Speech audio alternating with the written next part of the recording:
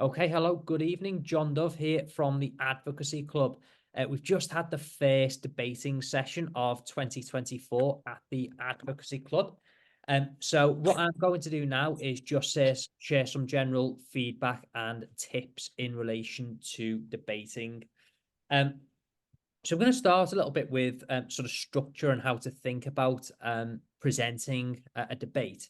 Now, of course, for tonight's debate, there were a very specific set of rules. And as part of those rules, debaters only had 5 minutes in which to present their submissions. So not a great deal of time. So if it was me presenting an argument within 5 minutes, I would really limit my submissions to about 3 points, simply because you can't really cover much more than that within that time period. 3 points gives you about 90 seconds on each, plus a little bit of time for an intro and a conclusion. And anything beyond that, I think you're really going to dilute your points too much that you really can't go into much detail. So 3 key points really is what you would go for. And in terms of the structure, you would generally go for your strongest point first and then work through as they get weaker and weaker. So always make your best point first with any type of oral submission like this. So at the beginning, you want to sort of have a bit of a general introduction. So set out what you're going to do. So it might be that you are the person that is proposing the motion.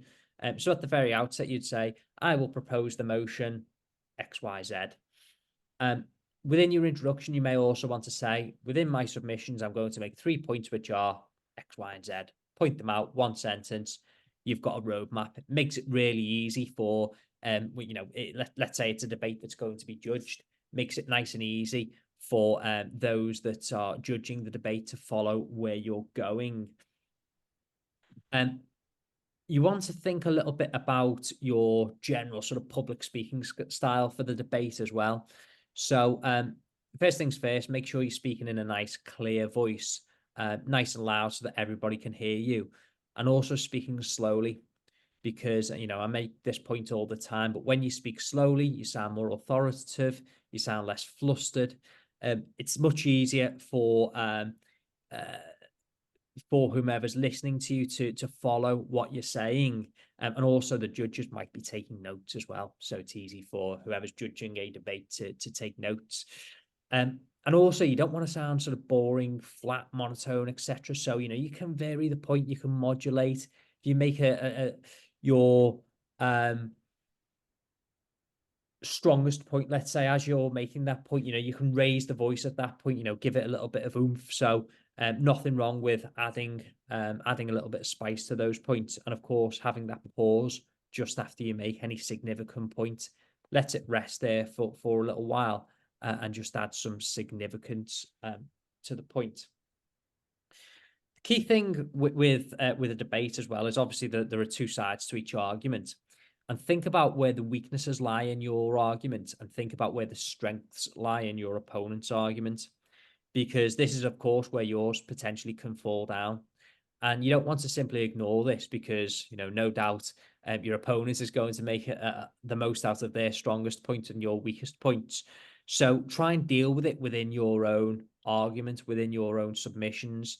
If there are any potential weaknesses, you can address these. You can say, well, you may hear my opponent mention whatever it might be, and then set out, finish that point by saying, however, this is overshadowed, a stronger point would be. So you're taking the sting out of whatever the weaknesses are in your case. As with anything, you want to back up what you're saying with evidence, back it up with authority. So if you're going to make a point and you've got statistics to back it up, statistics are always good because numbers stick in people's head, and the more bold the statistic, the better the point is, the more it lands with your audience and with your judges. And of course, if you if it's coming from a reputable study that adds weight or adds significance to those statistics, mention that. Likewise, you might be going to quote from academic studies or something. There's been research and there's a point that you can make. If there's authority for that point, back it up. It's just like for those of you in the room who are lawyers or aspiring lawyers, in court you quote from case law or legislation. this is the debating equivalent. And try and keep your arguments nice and simple as well, and allow them to flow in a logical manner. There's often a temptation to think that you need to use sort of complicated language and convoluted arguments.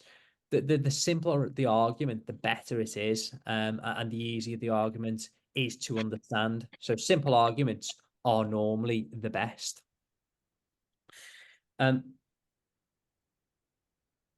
At the end as well, you did have chance for rebuttal, so there were 2 minutes for rebuttals.